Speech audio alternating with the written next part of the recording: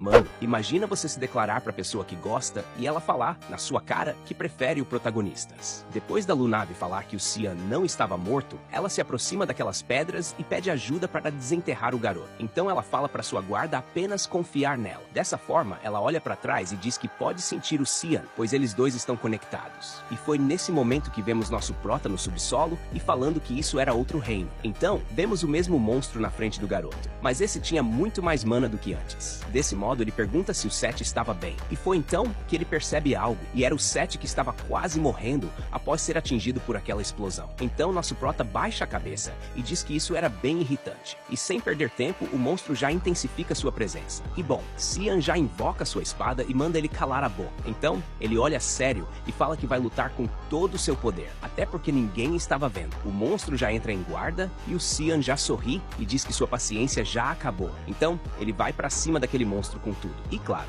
nosso prota usa tempestade cortante e começa a desferir vários golpes no monstro. E, sem perder tempo, ele já emenda em outra sequência, fazendo o monstro gritar de dor. E foi nesse momento que ele fala que o garoto é o primeiro humano que conseguiu ferir ele. Cian já percebe que ele consegue falar. Então, o monstro diz que, apesar disso, o nosso prota vai de arrasta pra cima hoje, pois era difícil lhe matar. Então, ele começa a regenerar os danos causados pelo Cian e já manda o nosso garoto se preparar, pois ele não pega leve. E claro, Cian já usa a esfera do abismo e começa a destruir várias partes do corpo do monstro. E mais uma vez, ele vai pra cima com tudo e começa a cortar. E foi nesse momento que ele percebe algo, enquanto o monstro começa a se regenerar e diz que os golpes dele eram inúteis, pois ele vai continuar se regenerando. Dessa forma, Cian fala que estava gostando disso e completa dizendo que isso significa que vai continuar lutando sem parar contra ele. E claro, o monstro já fica sem entender nada. E no lado de fora, vemos a Lunave e a sua guarda tentando tirar os escombros para salvar o nosso prota. Porém, mesmo usando seus poderes, aquelas rochas não saíam do lugar.